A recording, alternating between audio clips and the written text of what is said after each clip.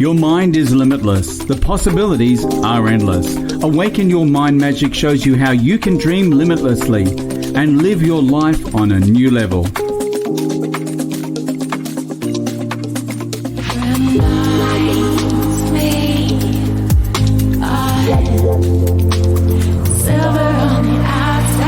Susan Kathleen speaks with ordinary people who are living extraordinary lives using the power of their mind. Silver on the outside, gold on the inside. Silver on the outside, gold on the inside.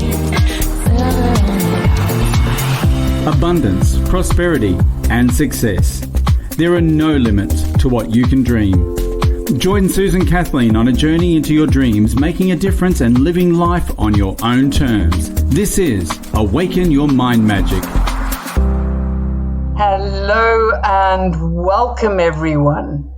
My guest speaker today is Brenda Dempsey, whom I've been honored to be invited as one of her guest speakers for her vision and international movement, Voices of Joy. It's a wonderful incentive, especially right now, of spreading joy to the world at large. Brenda's idea is to create a living book with videos, quotes, and participation from like-minded people from all around the world with a positive message of joy. She's a certified NLP and timeline therapy practitioner, a coach, and with a Batchelor Degree in education with honors. She's been in the field of education, teaching and coaching for 25 plus years. Teaching, coaching, and mentoring young people and adults, giving them confidence and self-belief to achieve small and great things in their lives. Brenda's a public speaker, a travel blogger, and a brave survivor of domestic abuse. She's a #1 bestseller with the book Voices of Courage, along with 32 co-authors who share their pivotal moments of transformation, along with some other books as well, which she'll speak about in this interview. She's the founder of the charity for homeless women, helping Handbags Worldwide, among many other things. Welcome, Brenda. It's wonderful to have you with us here on Awaken Your Mind Magic. Thank you very much, Kathleen, and what a wonderful welcome. I really appreciate all your kind words. And I can't wait to get into this conversation. I call them soul talks myself, and I know we're going to reveal amazing things, giving hope to other people and showing them that there is a way to step into their own power, to own their power and be that beacon of light for others. You're so right there, Brenda, and you and I are so like-minded in our thinking. You're a soul sister, without a doubt. Tell us your story, what makes you want to see the world full of joy and positivity, especially right now. You're right, especially right now. And so for me, my story begins in childhood, like everybody's story. You know, the first 7 years of our life, that's where everything impacts us, and we develop these limiting beliefs and who we become as adults.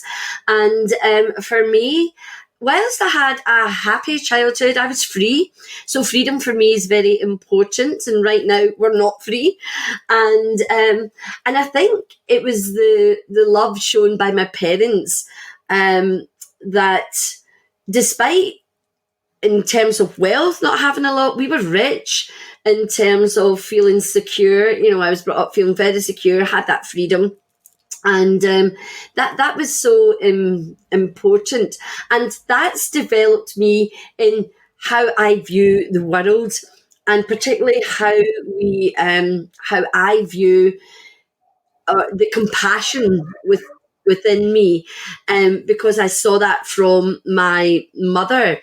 And so that is what really drives me to help other people. So as a child, as a 10-year-old, I saw a television wasn't the big thing back in the 60s, but I did see some images of Biafran children, war-torn Biafra. They were starving. They were so thin, pot-bellied because of the hunger. And I think I was 10 at the time, I was shocked. That children could be enduring that. And so for me, I was brought up Catholic, so stories about Jesus and children really impacted me a lot, and that made me feel as if I was this, I don't even know even as a child if I felt like a protector of children, but it definitely unleashed that whole sense of, caring for our children because they're our future. I know it's a cliche, but it's very, very true. So if we love and nourish our children, then that's fine. So as I said, with the Biafran children, it absolutely put me into this mode of, I've got to do something. What on earth does a 10-year-old from a council estate in Glasgow know about anything about the rest of the world? All I knew from school was we gave charity to, excuse my language, but we're going back to the 60s, black babies. And this was a big thing for me. So Africa became part of something in me that I've realised later on in life. But at that time, I went out and created a jumbo sale, because that's what we did in those days to raise money. It was jumbo sales. So I went round houses, do anything for a jumbo sale, clothes and bric-a-brac.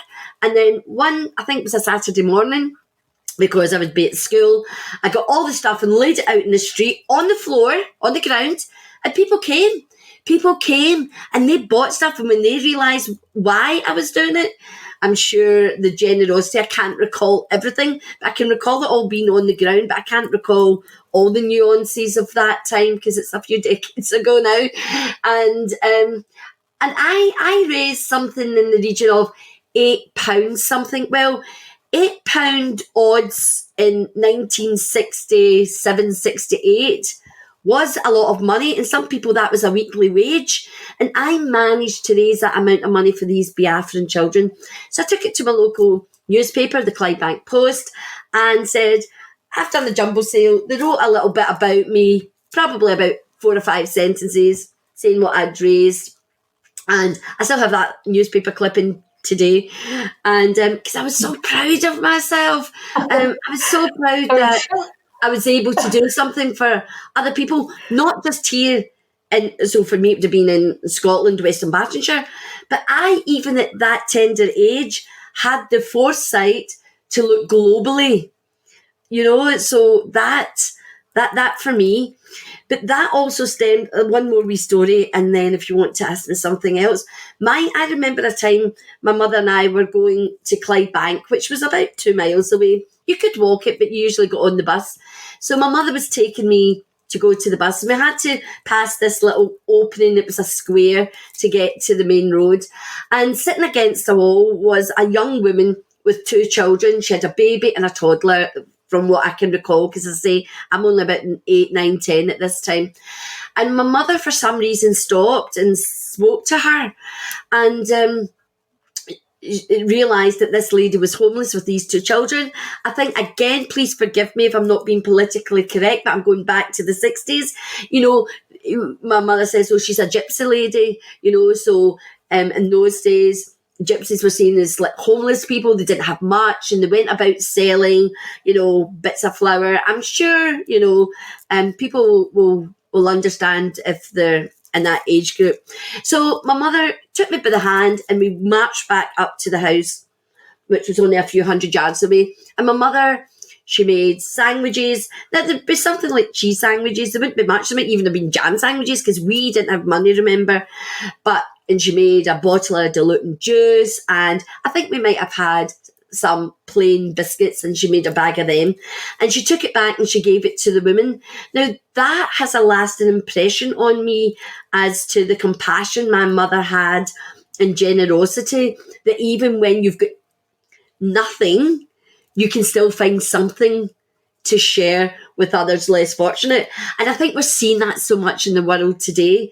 But that had a profound effect on me. So teaching from an early age about Jesus in the Bible protecting children, about the mother with the 2 young children, and my mother's, what I've learned from my mother, and then taking that further to other people.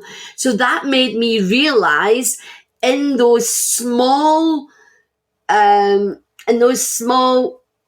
words and kind deeds that you can change someone's life for a moment. Maybe not for a long time, but in that one time, by a smile, just be nice, coming from a loving heart, you make a significant difference in the world. And that has been the catalyst for my life. Thank you for sharing that with us, Brenda. Do you believe that one kind gesture leads to many kind gestures from the person who you've helped or the persons that you've helped? Do you believe that it gives them hope and the ability to see that there is compassion and hope for them? Yes, I absolutely do, Kathleen, without a shadow of the doubt. I talk a lot about the ripple effect, and, so I might do something, it'll impact someone, they'll do something and it'll impact. Now, it could be the same thing, so you might teach them something, and they go on and teach another person that, and so forth. So there's that ripple effect. But there's the other ripple effect, which is cause and effect, where something happens to them and it makes them think twice about who they are and what they can do. And when they're faced with a situation where they are in the place of power and they can help someone else, I'm sure we believe, well, so-and-so helped me, so I'm in that place and I can now pay that forward, so to speak, and do the same for someone else. Because in that essence of that moment, absolute unconditional love is seen. Absolute, the best of humanity is seen. But I also believe for some people, they need to have that repeated time and time again. So I worked with special needs, and I know the importance of overlearning. And even typical, intelligent people still need overlearning. We need to, because I have this whole process, we know it in our mind, and so our behaviours and it's created from what we know, and then over time, as we get good at it and we start to build a belief, we go into our heart, so we no longer operate or function or perform, whichever of those words you like, from our mindset. We're coming from a place of love, a place of heartfelt compassion for others. It's because we feel good, they'll feel good. But the third step in that, and this is why we need to overlearn and overlearn and overlearn and overlearn, is when we embody it, that we become that which we believe, and we can show that through how we're living our life. No words are needed. So I'm sure we can think of people who in the world, whether they're alive or dead, who lived their life for others, but they didn't go about going, oh, how great I am, I'm doing this, I'm doing that. They just did it, and they let the voice of others speak for their voice. And that's what I believe we have to go to. Now, I can tell you that that's also based on the psychologist approach, Brunner, who talks about a spiral, the way that we learn. So we learn. So let's take adding something simple, a mathematical subject. We learn to add very simply as children, but by the time we're going to GCSEs, I don't know what you call them in Australia, but GCSE here in the UK, you are more sophisticated at how you add. You can add 6, 7, 8 digit numbers, so you get better at it. So we need to keep revisiting things so that we absorb it into every cell, so we embody it, and it becomes, we don't have to think, we do it in an unconscious way.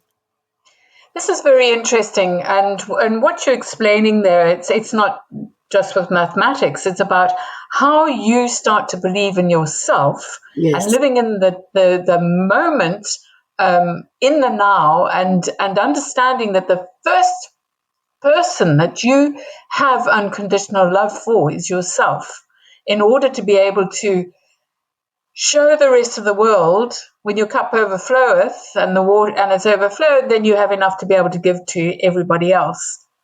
What are your we were talking about what are your beliefs about helping people with timeline therapy, because that you work with your clients? So, I've always been interested in psychology. Obviously, as a teacher, and you learn a lot of psychology as part of your training. And it's always been what makes people tick and what makes one person go on and do greatness, and they seem to find solutions or a magic potion or whatever, and other people struggle. Now, timeline therapy. So I came into NLP about 5 years ago. I think I'd heard about it previous to that, and it always intrigued me, but it wasn't the right time, so I didn't delve into it the way that I like to delve into subjects. So the time came for me when I was thinking of giving up teaching to do the work that I do now, which is coaching and more, which we'll talk about later. I realised that I had to learn NLP. I had to know how to control my own mind and how I can help other people free themselves from all their limiting beliefs, from the negative mind chatter, from all those things that keep them in the dark, that keep them from not believing in themselves. Because for me, confidence and self-belief is what drives me, because as a teacher for 20 years, I brought that out in children. I brought it out in my peers, and I also brought it out when I became a leader in education. I was able to help people find that in themselves.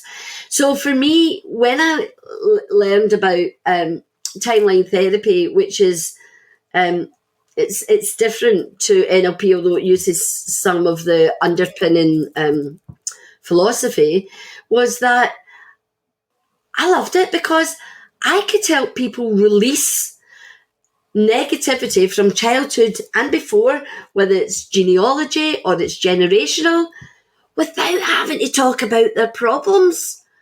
I thought this was absolute magic, because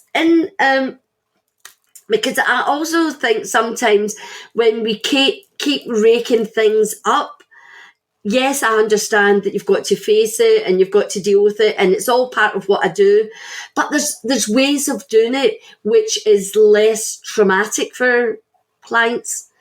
And so therefore with timeline therapy, I've worked with doctors, I've worked with all sorts of professionals and people who just needed something different.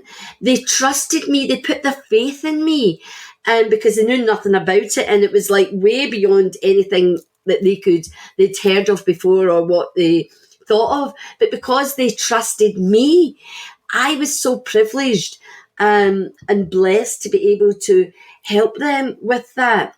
So it allows you to take people back to a time, and because you speak to the unconscious mind, you're not speaking to them consciously, but you consciously ask them for their permission. You can take them back on that beautiful journey. The journey of floating on your timeline is like, it's amazing. It just takes you out of yourself, and it's very calming, very calming. And people are absolutely gobsmacked at what comes up. They went, oh, I forgot about that. Oh, I didn't know that. Where do those words come from? Because in the releasing and letting go of all what doesn't serve them, negativity, of all the little chains which we liken to beat to a string of pearls, the gestalts, and where everything we gather on any one concept, they can let it go like this, because if you know anything about quantum physics, it's instant, it's done. And they come back, and on the way back, we reprogram their limiting thoughts to thoughts that are limitless. So we go from limiting to limitless. And this all happens in, no time at all. And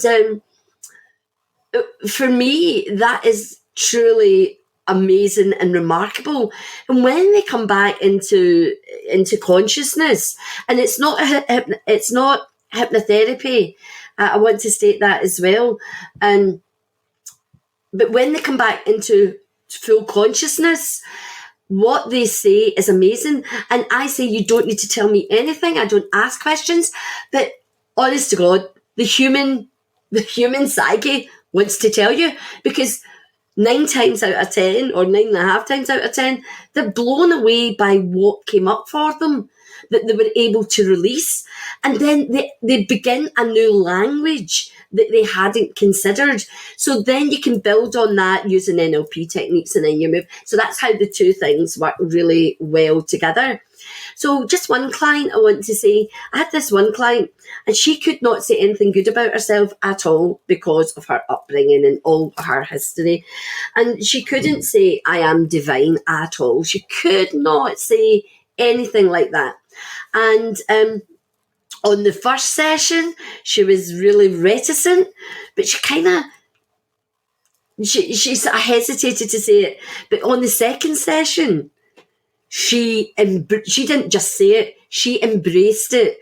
So while everything settles again and she's working on what she had to work on, by the time she came back to me for a second session, she could say, I am divine. Now, when I speak to that woman, you cannot believe what she's doing now. She's working with TV and film stars, and not that long ago, she was on the ground. She had no hope. She could see no future for herself. She was just submerged in her pain, her anguish, and her problems at the time. But now she is flourishing. She is flying. And the release of all that negativity, I've watched her, because you see your clients over time, and you can see how she's using what she's learned to further strengthen and build an absolute resiliency, conviction, confidence that allows her to, what I call, rise and roar. This is what's so exciting about coaching. I mean, as a transformational coach, and I studied quantum and metaphysics for 12 months, and the power of positivity is real. Yes. And this is where I'm going to ask you to go back a little bit, because you have an honorary degree, and a degree with honors in education.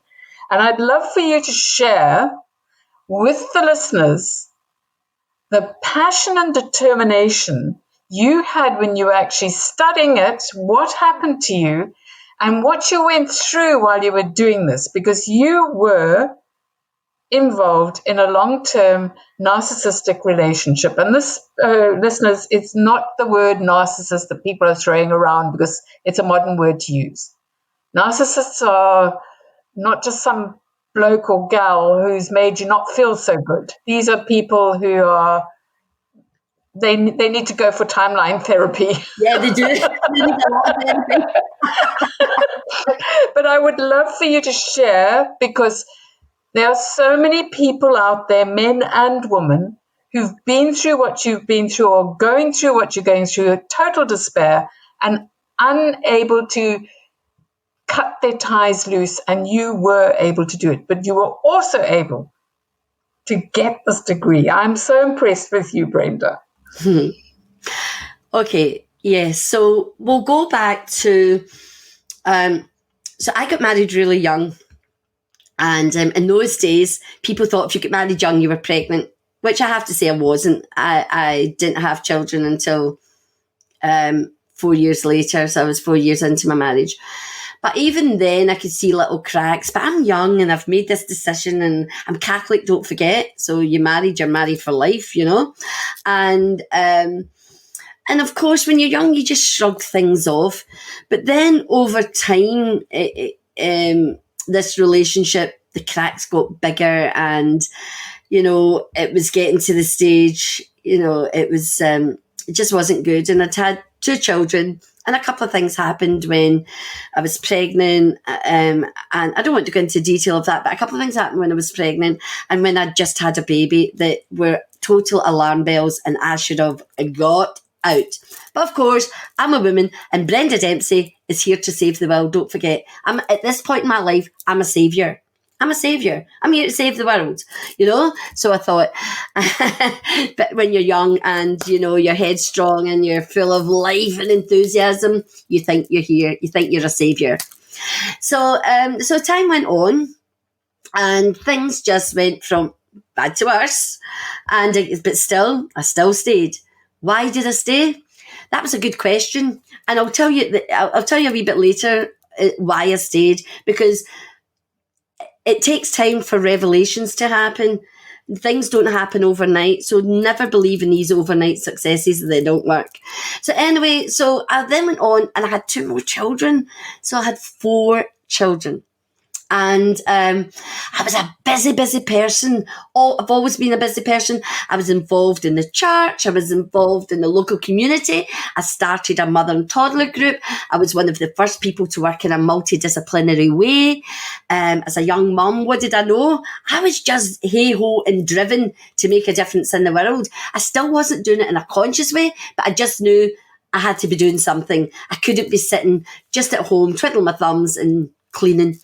That wasn't me. So what happened was when I then started going into my children's school as a volunteer. I took the netball team because I used to love sport. I was very athletic, and, you know, I did lots. I was very involved with the school. And, you know, the head teacher said to me, "Brenda, why are you not a teacher?" I says, "Oh, I've got no qualifications," because I left school with 0. Even though I remember the conversation with the teachers, get my mother up. She can't leave school. She's university material. But as I said, I was headstrong, and I got married young. So anyway, I thought, well, maybe I could. And then she told me about a route into teaching, that you didn't need all the hires and GCSEs, so if it were in England, it's like A levels. That you didn't need that. So for adults returning to education, there was something called I've forgotten the name of it. It was this 1-year course that allowed you to get into university, but you had to go through all these panels of interviews. So lo and behold, I got accepted. So when my youngest son went to school, I then decided it was Brenda's time. It was Brenda's time to pick up the reins from in early childhood. I do have to say, and this happens to a lot of people, I'd lost myself. I hadn't a clue. All I knew was to be a mum, a good daughter to parents who were ill, and a good wife, even though I wasn't in a good relationship.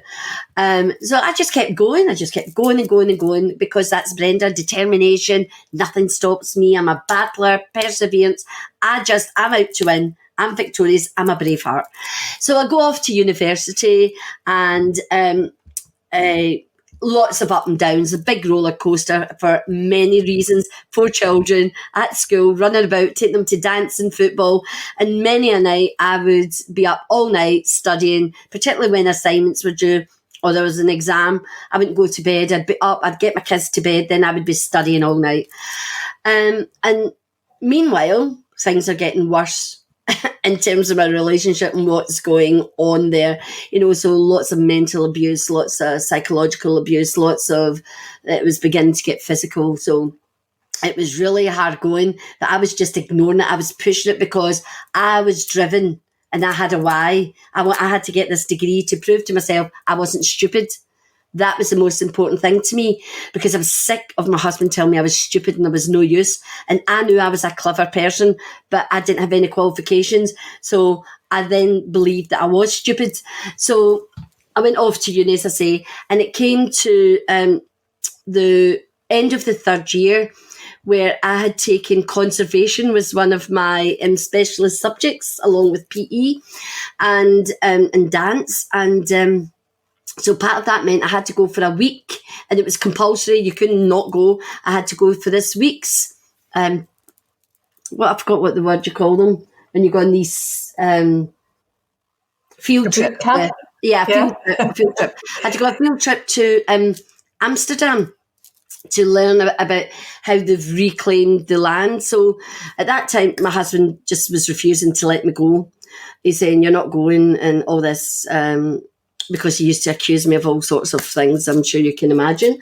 And but anyway, I says, I have to go. I cannot not go. It's part of my degree. I won't get my degree if I don't go. So at that time, he worked away in business, which was a godsend, because when he was away in business, I could breathe. So he was on business. He was in Ireland, and he was supposed to come back a couple of days before I was due to leave. And I got a phone call. I've got to stay here. I can't come back. I goes, you need to be back because I'm going on Saturday morning to Amsterdam. So Thursday night, Friday, he still couldn't go. Well, the panic was in, and he was just doing it deliberately, so I couldn't go. But I had a loving family and great friends. I phoned anybody and everybody, whether it's right or wrong, but I had to get on that. I had to get on that course. Nothing was stopping me. So having a strong why is really important to your drive. So fortunately, my sister was able to help me out, and she came and stayed with the kids. And I went off to Amsterdam. And do you know what? Again, whether it's right or wrong, when I got out that house and got on that ferry across to, I think I went to Zeebrugge, I stopped thinking about my kids, my life. I just decided I'm being Brenda and I'm focusing on this trip because I've got to get my degree. And it was the first sort of sense of freedom I'd had in about 15 years or so. You know, it was like, whoa. So anyway, I came back, and it was just hell on earth when I came back, as you would imagine. And so that next, I'm trying to think, must have been about a May. But so for the next 4 to 6 weeks, my life was just not worth living. And one day it came to a head, and all I want to say on it is, if I hadn't got out of my house, I wouldn't be here talking to you now. That's all I want to say on that matter. That's how bad it was. So I had to flee my house with my 4 kids. I had to go and get them from school. I had no clothes, I had no money, I had no roof, I had no food. I had nothing. But do you know what? I didn't care, because guess what I had? I had freedom. And for all the years that I stayed in that relationship, and saying to myself, I can't go, I don't know, oh, what can I do? What will people say about me? Oh, I've failed. I thought, you know, my religion, being a Catholic. And, you know, at that moment in time, nothing, all of that just disappeared. All of it disappeared. All that mattered was that I was safe and that I could give my kids a better life without the fraughtness of the environment in which they were living. Now, my sons, I was able to protect my 2 younger sons because they were like 5 and 7, 5 and 8. But my daughters were becoming aware, and that was another reason I wanted to leave, because my husband was starting to treat them the way he was treating me, and I thought, no way, out. So that's what happened. But that meant I had no home, no money, no nothing. And I still had 1 year of my degree to do. Now, I can't remember details, but you know, I took a few. I had to phone the guy at the college and say, "Look, this is all happening to me. I don't know what to do, but I need a few days off because I've got to go and try and find a roof. I've got to, you know, I had lots of things to do, as you imagine. But within a few days, I was back. I was back studying because we got in a place. My kids could sleep. I could get food on the table. My parents, my family, people gave me food, gave me money, gave me whatever I needed to get me on my feet, you know. And now getting that degree was even more important, because it would give me financial independence. Because for 12 months, I had to rely on the state. I had to receive benefits, all that sort of stuff. You know, my kids had to go through from living in a big mansion to getting free dinners at school. So they endured a lot as well. The younger ones, it wasn't, so they weren't so aware. But the older, my 2 daughters, they kind of knew it was going on. So it was harder for them. But here is what I want to say to the listeners. I do, and I'm not hard. I'm very compassionate. I'm very loving. I cry with joy, but I don't cry with pain. Don't ask me to shed tears on your pain, because here's what I've learned. Your pain is your saving grace. Your pain, your adversity, your darkness is what changes your life. And I say embrace that pain. Don't hold on too long, but look for that silver lining. Use it to find the courage. That's why my first book's called Voice of Courage, because to make any transformation in your life, you need courage. I had to summon up the courage to get out that house. Now, I didn't want to go, because even although I was in a terrible place, I was safe because it was my comfort zone. I knew what to expect, but I didn't know what to expect outside of that abuse. I didn't know what life could be like.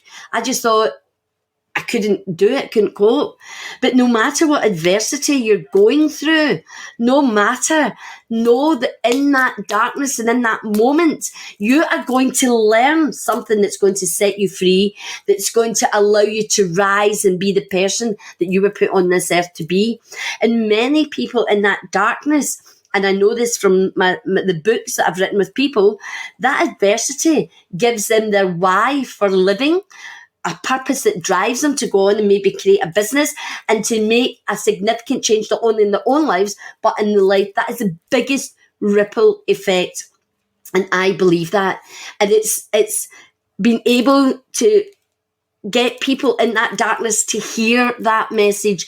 That's the hardest thing, because you don't think it's possible. You don't think it's possible for you, because your self-esteem, your self-worth, everything is on the floor. You don't believe you're fit enough to be living, never mind anything else.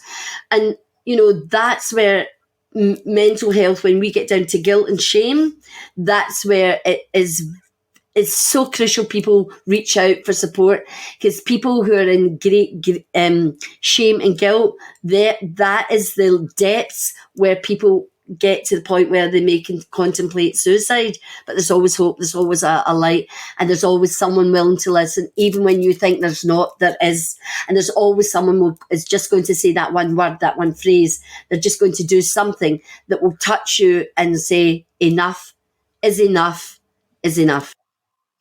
Brenda, you're so passionate about this, and I empathize, because I was in a relationship and very similar happened to me, where you have this, something happens and you have the ability to remove yourself from that situation.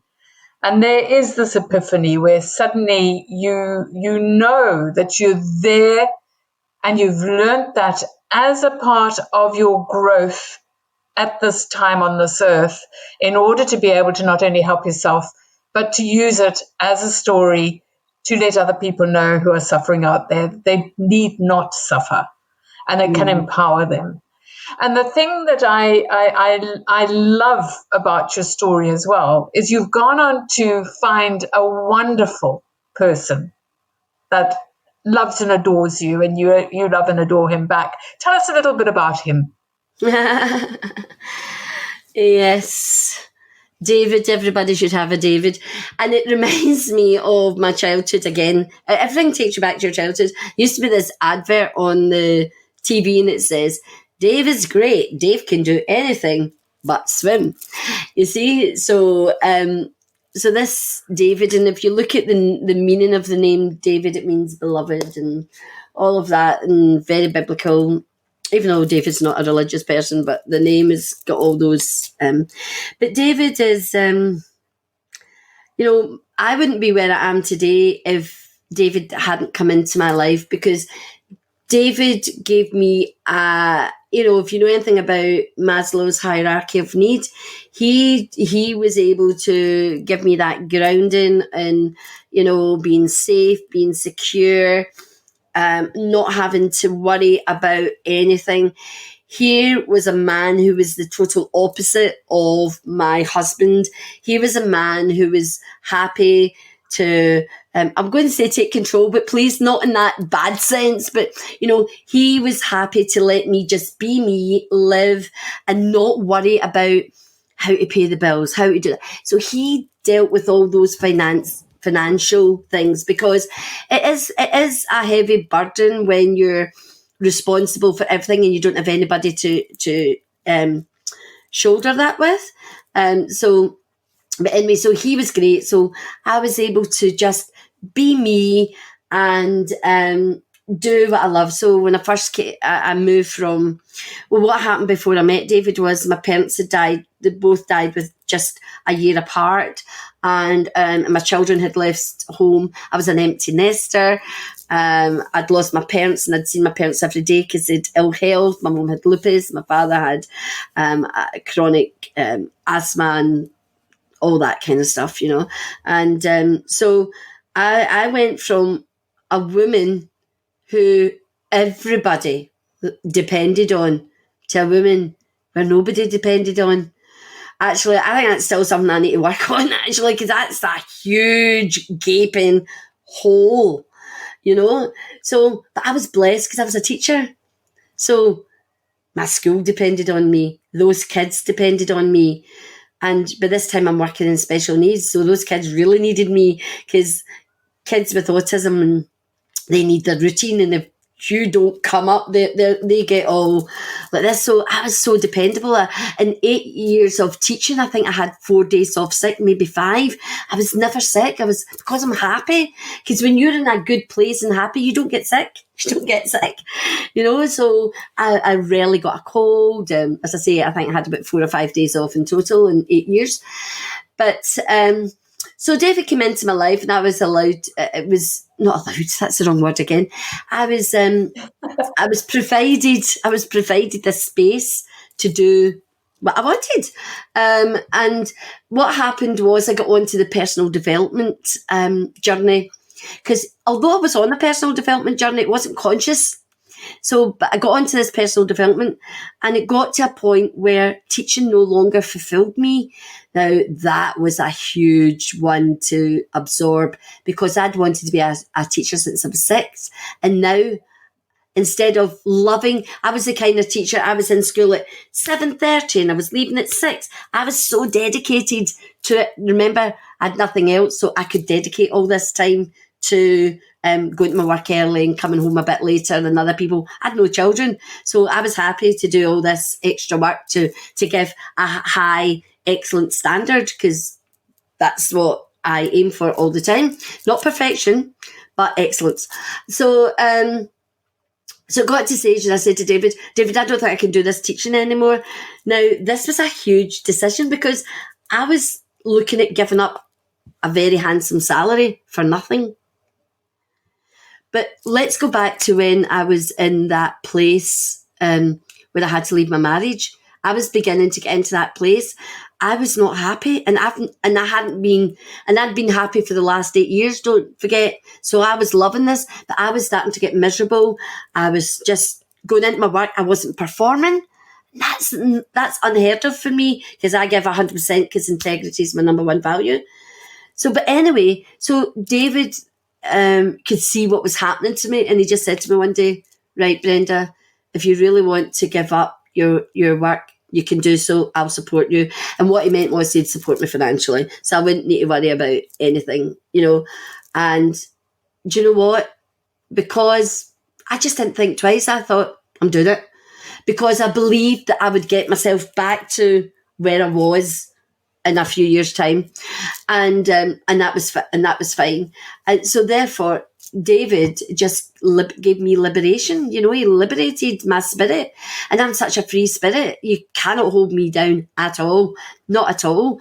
So David, you know, he had his own business in IT, and but then again, once I started working from home, he was losing his heart for his business, and about 3 years later, he's not totally closed it. It works on a 10%, but he kind of went into semi-retirement, and now he just does a wee bit here and there. And so now we're both free to, because he loved travelling. So when I was a school teacher, we couldn't travel. We were limited. So now I've been to so many places in the world because of David, and I used to hate travelling, and now I love it. So last year, before all this coronavirus, we had a month in the South Pacific. We went to dream islands like Bora Bora, Tahiti, Maria, and all the Hawaiian Islands, and we've been to Mauritius, we've been to New York, we've been to LA, we've done the Med and the Eastern Europe, and and up until that time, I didn't like traveling, I didn't like holidays, I liked to be at home, I was a home bird. But now I've got that spirit of adventure, that free spirit, and I'm very blessed, and that's because of David.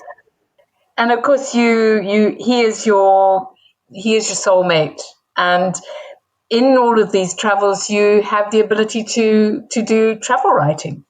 Yes, so we.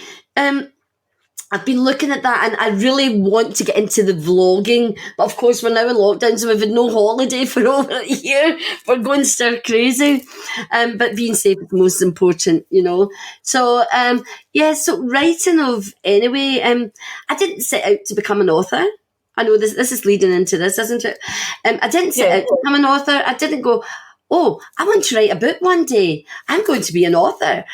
No, everything in my life, I believe in the power of what's for you won't go by you, and that there is a path for me. And so when the opportunities come, I always seem to know that they're the sort of divine golden opportunities that is part of my life path.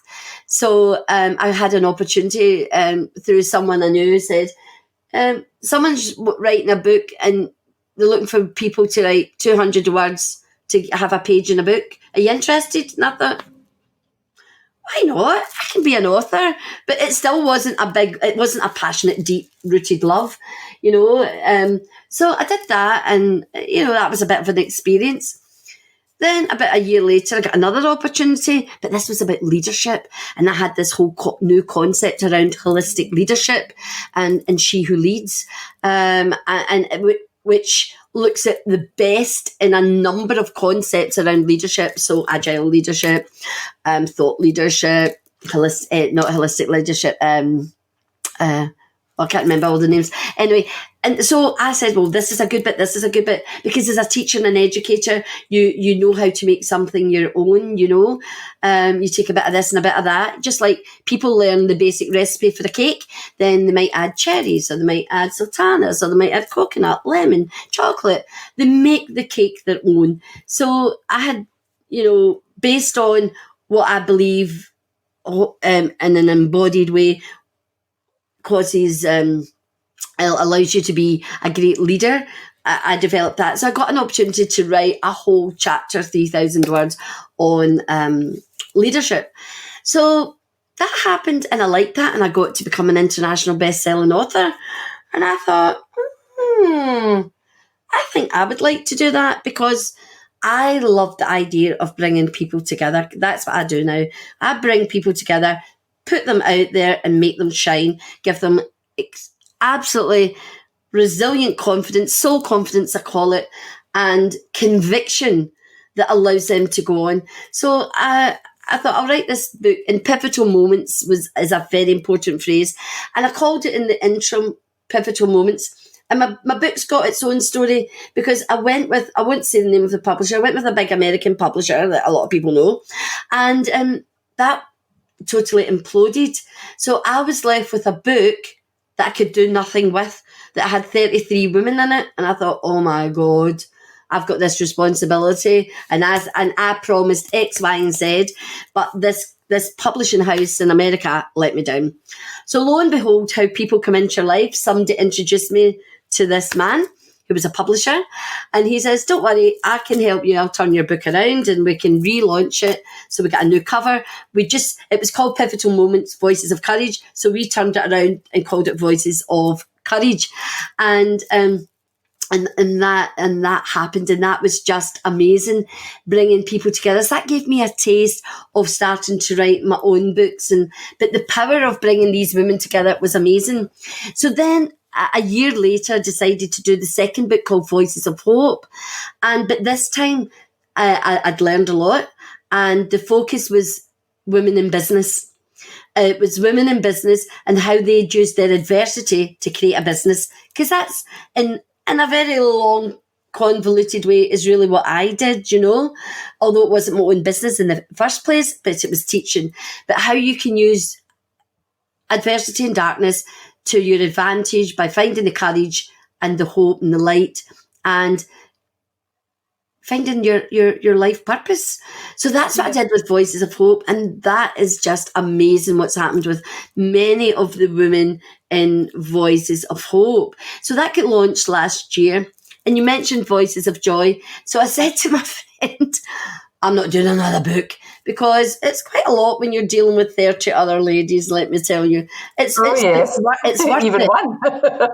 It's worth it with the dynamics and, expectations. And so you learn a lot, let me say. So I thought, I'm not doing another book. I said, I'm going to give myself a rest and I'm going to write my own book. So it's a Brenda Dempsey book. And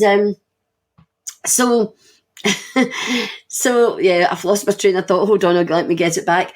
Yeah, so Voices of Joy. I decided in mid-December, because I'd launched it, became a best-selling book, and under my own steam. So I was so proud of myself because I had achieved this bestseller myself. I didn't have anybody else's help. I proved myself that I could do it, and I did. And that's what drives me, aiming for greatness and all of that. It's important. So I decided, and joy kept coming up because I was in that high vibe, really, whoa, place. And I thought, do you know what? What about if I do a book where it's not a book, it's not a traditional book, but people can come and tell just short stories on what joy means for them. What if I call it Voices of Joy? Because your voice is your truth, so that word's very important for me. So I thought, well, what if we do that and invite people in? I can make nice little memes because I love being creative. And I thought, yeah, I'm going to do that. So I said to a few people, and I had my first month filled up, and then I just started saying to people, anybody I spoke to, if I thought they were influential and they had that absolute what I was looking for, I would just say, I'm doing Voices of Joy. Would you like to be a contributor? It was free. This time it was free. In the other books, the authors paid just a small amount, I've got to say. Didn't really make any money. But that's not the point. But with Voice of Joy, it could be free and it could be online. And I thought, I'll call it a living book because the book is alive. It's got energy that maybe a traditional book doesn't have. So I did that. And then by 2 weeks into that, started that on the 1st of January, 2 weeks into that, I thought, no, I'm making a book. I'm taking one page for every day of the year on those Voices of Joy, and I'm going to create a book at the end of the year so we can continue in 2021 what joy is. And oh my God, did I know we were having a coronavirus and lockdown globally? No, I did not. I tell you, we'll be looking for those Voices of Joy. That will be an amazing book. Joy, one day a year, to help us get through 2021. Talk about being a visionary. You did well. Tell us a little bit about your charities, because I love your handbag story. I think that's brilliant. Yeah. So, what have I said already?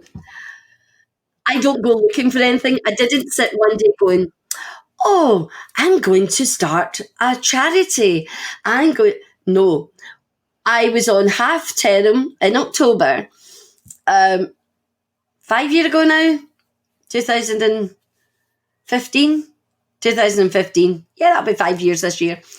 I was at home, as you do, scrolling through Facebook, and I was still a teacher, but I was starting to build up a presence on Facebook, and people were getting to know who Brenda Dempsey was, and I saw this post, and it was a picture of a handbag that was open, and it had a few things in it, and it says, the next take a once loved handbag, fill it with sanitary and hygiene products, and give it to the first homeless woman you see. Well, it stopped me in my tracks, and I thought, that's easy. I can do that. And so I thought, that would be good. I thought, so without even thinking, I just reposted it. I said, this looks like a great idea. What do you think? And honest to God, within seconds, minutes, I started to be inundated with people saying, yeah, I think it's a good idea. I'd like to do that. So I then thought to myself, right, I'll put another post out asking who wants to come with me into London and give out these handbags we'll all get a handbag each. We'll go to London as a group and we'll do it. I thought it'd be a great idea. It'd be a great way of getting people, like-minded people together. So I put that out. Well, I didn't get 2, 3, 4, 5. Within an hour, I had a website. I had a team. I had hundreds, literally hundreds, which turned into thousands within like a week or two of all these women. I want your help. Can I do it in my area? Can I do it in my area? So, as I say, I thought, oh my God, I went on to GoDaddy. I thought, what can I call it? And I'm on a call with somebody. What could we call this? What could we call it? I said, oh, we're helping handbags. Let's say it's worldwide, because a lot of these women weren't just from the UK. So I went and helpinghandbagsworldwide.com was there, and I thought, it's a sign, let's buy it, And then lo and behold, I got somebody to create the website, etc., etc. And within 6 weeks, we delivered 10,000 handbags to the homeless in the UK. It's such a fabulous story, Brenda. And this is also, you're limitless. Your mind, it's totally limitless. Limitless, yeah, that's me. You are.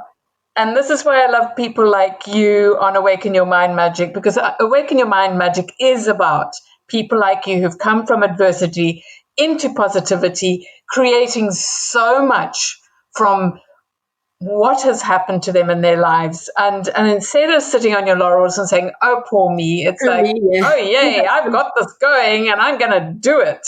Yeah. And you've helped so many people. Brenda, how do our listeners contact you and get hold of you? I do know that you have what I call a strategy session that you can offer to people as well to come to you so that they can coach with you as well. Do let the listeners know more. You see, even this is a great opportune moment for me, the timing of this podcast and interview, because I am just about to launch my new website, new programs, everything based on that. And it's about releasing your genie. We've all got a power and magic in us, and we need to release our genie, because when our genie is released, we accelerate our potential. And that is what I bring to the table and enable people to do, empower them, whichever these words resonates with you: empower, enable, help, support, guide, whatever. And really it's women in business for me, because when you can release that genie, when you can use the left-hand side of the brain in strategy, in structure and systems, the 3 S's of business, I call it, when you bring creativity, the magic of the spirit, and you merge those left and right hand brain in your infinity, you are limitless. You will rise. So how people can get me is www.brendadempsey.co.uk is the website. The old one's up there just now, but you'd get a flavour. But the new one is coming in the next week to 2 weeks. Hopefully it's just about there. They can connect with me at hello@brendadempsey.co.uk. I can put as a schedule link in. Come and have a chat. Let's see how we can help you release that genie and accelerate your potential. That's where the great education comes in, because I know how to accelerate people's learning. And most importantly, be your authentic self. Be the best version of you, because it's when you are in that high vibrational state, you will be limitless. You will be abundant. And that's when you want to, that energy first and foremost, before your business is paramount. Then you can grow your business so well, with so much ease and grace. So what have I said?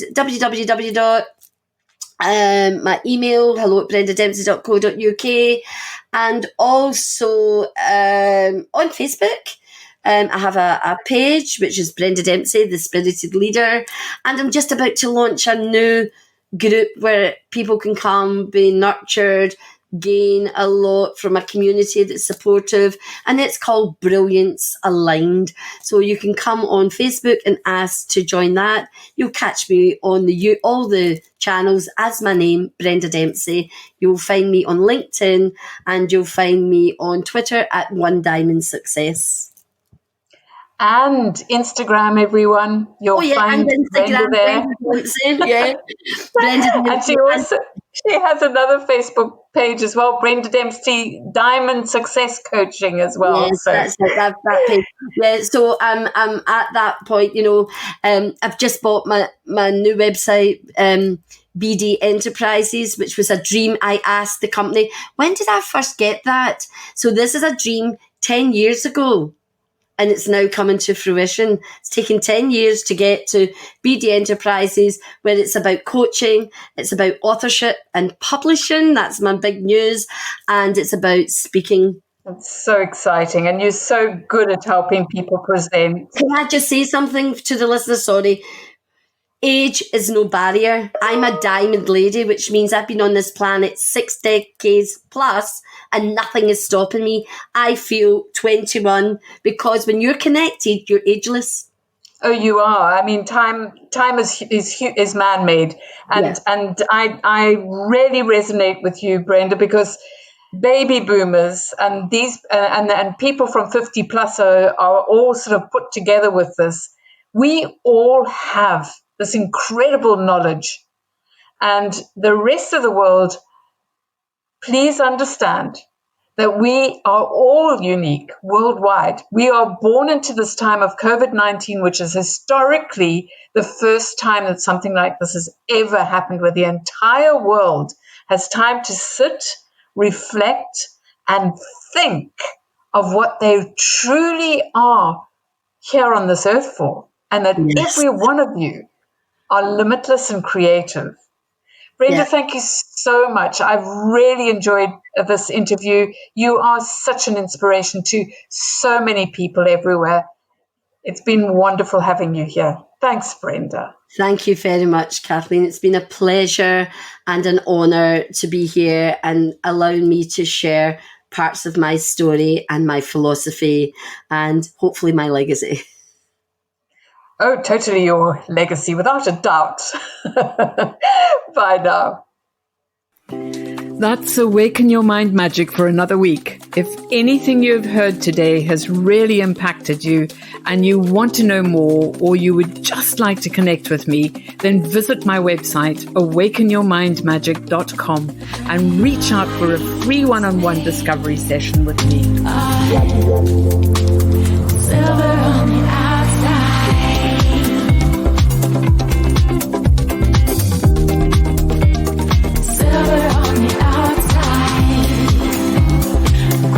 On the inside, silver on the outside, gold on the inside, silver on the outside. Tune in next week, where I'll be discussing more tools to unlock your dreams and live a limitless life that you would truly love to live. I'm Susan Kathleen, and this has been Awaken Your Mind Magic.